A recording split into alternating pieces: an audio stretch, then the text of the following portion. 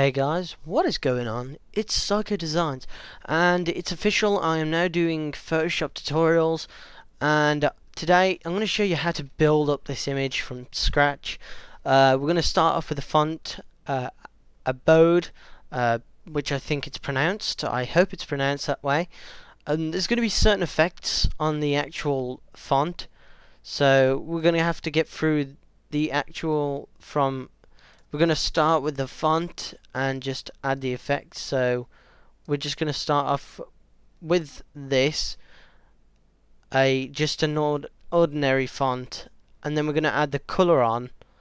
Then we're going to blur it and then add the effects, and then soon duplicate another one and change the effects to that, and then add like a background which causes the colors to like kind of glow, and then have clouds over it so it looks more like there's a cloud behind it.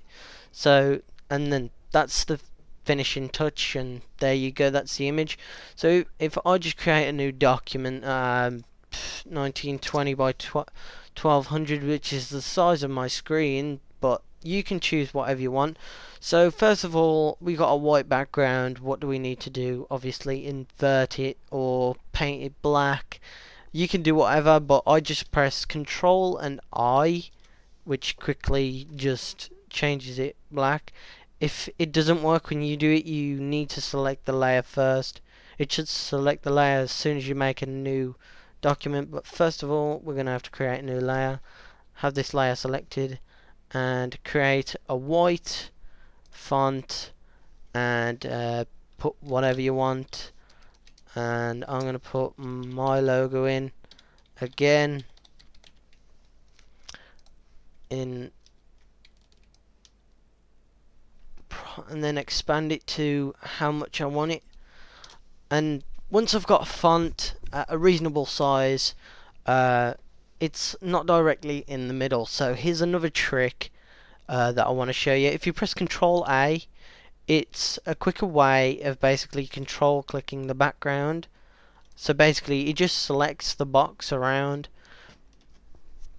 So if I'll show you why I meant control click the background. So if I control click the background, it'll do this box, because that is where it's been painted around. So if I do right click on this text thing, it'll go around my font. So what I need to do is just basically Control A, just basically selects all.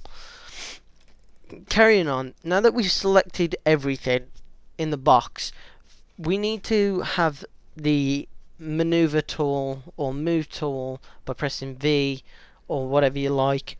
We need to go to this where it basically aligns vertical to the center, and then we need to press this one as well, which basically brings it straight to the center. So now that we've done that, we can click Control D to deselect, and we're gonna have to add a gradient. As you can see, you start off from here to like here of gradients to here, sorry. You have the selection of gradients. So what I did was create this gradient here. If I double click on here, this is the gradient, and it's just 4 colors. There's no transparent. The opacity hasn't been changed, not transparency, sorry. The opacity hasn't been changed on these. It's just generally the color. So I have 4 colors selected, and what I'm going to do is build a new layer on top of this, and I could go straight and just do it like this, and it'll do that, but this time I might do a bit of an angle where it comes down a bit. So, and next you're gonna think, well, I can't see the font at all, I want to see more of the font. So what you need to do, if you hold Alt over the layer and go in between this line, you find out that it changes and says this box is going to go over to this one. So if we click that when it's like that, there you go, you've actually got the background. So what I'm going to do, considering I can't see that much of the red, I'm actually going to go from here to here with the actual thing. Considering it's already on, you can still tamper with what you've got. So if, considering I didn't like that, I can go like that, and now I can see more of the red. Or I could go from inside the P to inside the Z, and it didn't really change much, but there's more red on the P, and there's more colour blend, which I'm trying to pronounce there and failing. Now that we've got this, if we go back to the old one, you can see that these are now layers, which I haven't renamed, which I should, but I'm not much of a fan of renaming things. I just like to get things done and out of the way. So if we just select these with Shift or Control, whatever you like, select these two layers, right click and go to Convert to Smart Object. This basically blends the two. It's kind of like merge layers, but it creates it into a smart object. You want it into a smart object because you cannot add effects over it without it being a smart object. There's something about smart objects that are very, very useful. I'm not too sure why, but they're very useful. So if I just rename this Psycho Designs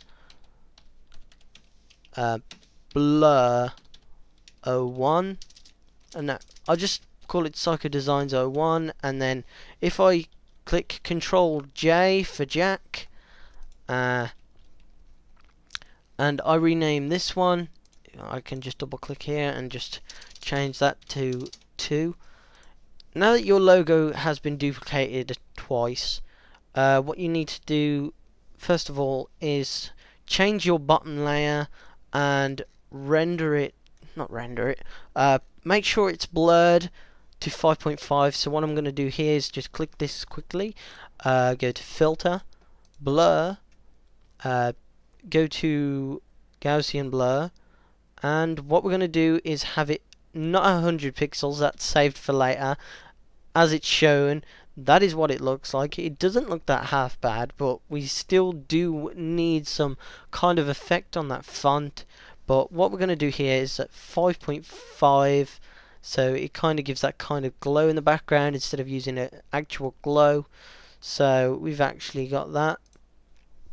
Next, what we're going to do, we're going to change the layer settings of Psycho Designs 2, which is the layer above. So if I just go to the blending options of this and go, we need an inner shadow, which is, I'm sorry that I don't know where things are, it's just kind of confusing considering it's CS6. We want this at -90 angle, and we want the distance at 1, the choke at 0, and the size at 2, and the contour at kind of like a V shape, so it's like that with the inner shadow. Next we're going to have an outer glow, and that's going to be 50 opacity. If we just change that there, and change the blend mode to color dodge. So if we go down to color dodge here, it kind of makes the colors come out a bit more, and change this color to white, because it always starts at like a mid-tone yellow, close to white. It's not really that good, considering it should just start with like a white, considering what a lot of people want to see is like a white kind of glow. And what we're going to do is give it a blur function, and it's going to be filter, blur, Gaussian blur, and it's going to have a blur of 2.0, so like that. And what we're going to do, we're going to add this to a folder, or a group as it's pronounced in Photoshop. If you hold Shift and click the folder down here, which is located down here if you're not following, just Shift click and it'll put it straight into a group. Just hide that for now, and we're gonna have to change the layer from pass through to, I think it was soft light. Yeah, it was soft light, but I'm gonna have to duplicate these two layers first. No, next, sorry. Duplicate these. If I just Control J, convert these, put these behind all of your layers, convert them to a smart object, and this is where the blur function comes in, and we're gonna have a nice looking background. So if we go to filter, blur, Gaussian blur, 100%, and you can see that the effect has kind of blended in. I think I actually did something wrong in my last one because it looks kind of more glowy, but this looks more dimmed down. But I'm kind of more with this one at the moment than I am the one that I just made not long ago. Next, we're gonna actually build clouds. So if we build a layer above this Psycho Designs 2 copy, which is basically the two layers that I've just merged together, we're gonna have to have a cloud. So what we're gonna do is go to filter, render, and clouds. Make sure you are using white and black, because clouds usually generate from actually what color you were using here. So if it was blue here, it would be blue on these patches and black there. And we're going to change the blend mode to soft light and change it to about, say, 30, so it kind of gives it a better effect. I'm not too entirely sure. That group should have been in I think I have done this part wrong. I'm not too sure. Blend mode. No, it should be color dodge. That's it. I knew I did something wrong there. If we do color dodge here, and there, the glow is back. The glow is back. And you might be thinking, if you do know a bit of Photoshop and you do use the Alt trigger, which brings down this and overlays, you can see that it doesn't actually work, but it's best to just have it layered on top. There's a special reason for that, but I'm not too sure, as I'm not the mastermind behind Photoshop.